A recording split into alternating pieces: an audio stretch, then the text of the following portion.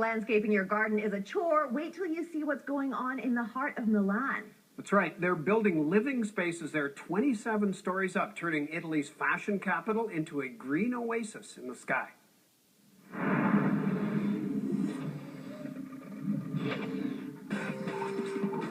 Milan. Big city, fashion center, busy streets, large buildings, a forest. What was that? We are building a forest in the city. In fact, 1 hectare of forest in the form of 2 towers called Bosco verticale.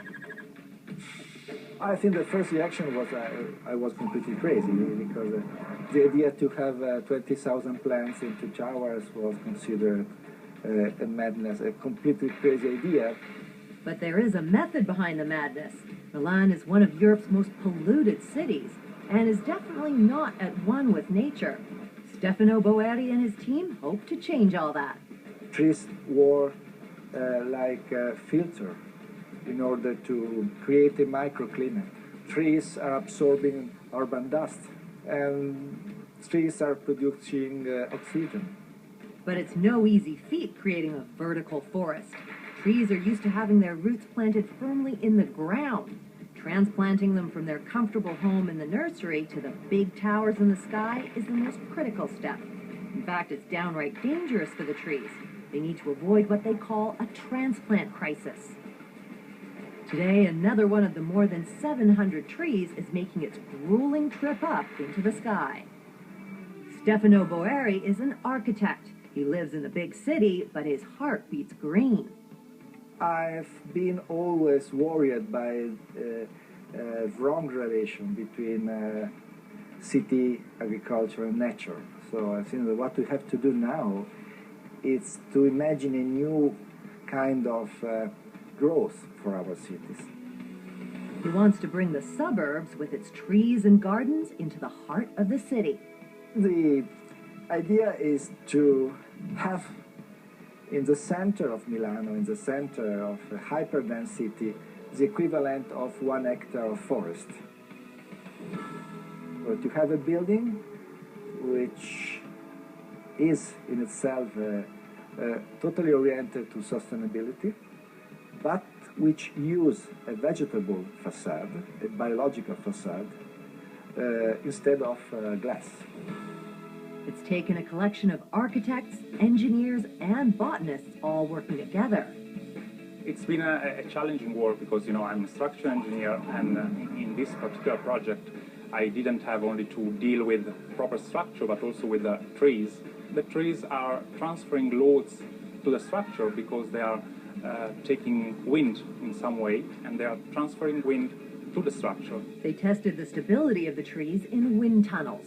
All the trees are on the terraces, which are typically places where you don't want to have big loads, but that's the best place for them to live. So in some way we had to design a very efficient structure, providing enough strength for the trees.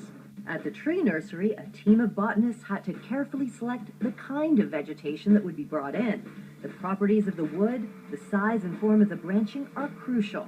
They need to know what kind of rooting space and climate conditions the tree needs. We selected some trees that could survive in this situation, and then we choose this kind of trees in the nursery and put here 2 years in advance to be sure they are perfectly grown and safe for the future. So you can see this way of cultivation. This has holes, and these holes, through these holes, the air pass and keep the root very oxygenated, and the roots grows very well. The root ball is full of finest roots, so we could thrive, so these trees could survive the transplant crisis. Time now to test that theory. The buildings are ready for their new live green occupants. It's time to uproot the giant plants and move them one by one to their new home. Today, number 513 gets its transplant. A special wrap will protect the root ball. All of those operations it's difficult because the trees is an element that it's full of life. So, and it's very difficult to touch, to move.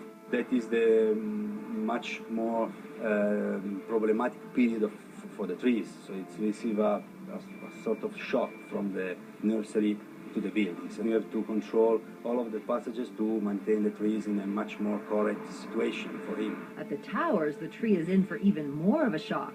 A giant crane lifts it stories high to get it to its new perch. The building is completely static. It's a big tank that must receive something that is completely green and full of life. It's a very difficult process. When I've seen the first trees coming up, I was extremely nervous. 5 stories up, engineers on the balcony work to secure the tree. Finally, the tree is safe, and there are sighs of relief. Yes, now I'm fine. So as you've seen, it's not a simple process. It's a process in which we have to take care of trees and safety of workers.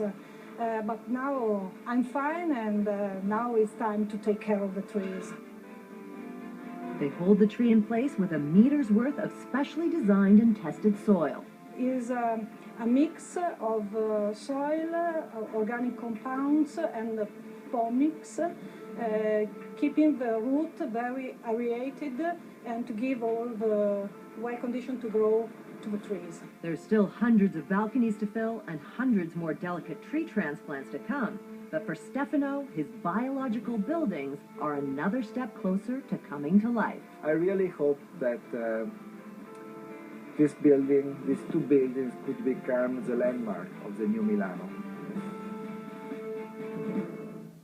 You know, I love how it's going to look, but you can tell from that story just how complicated it is to build. Complicated and potentially quite expensive, I imagine. The penthouse is going to be about $2 million. I guess that's not too bad, right? Considering what you'd have to pay in most major cities today. And it's Milan. Come It's on. Milan! $2 million. What'll be interesting will be to see if things like this are done in other places. I hope so.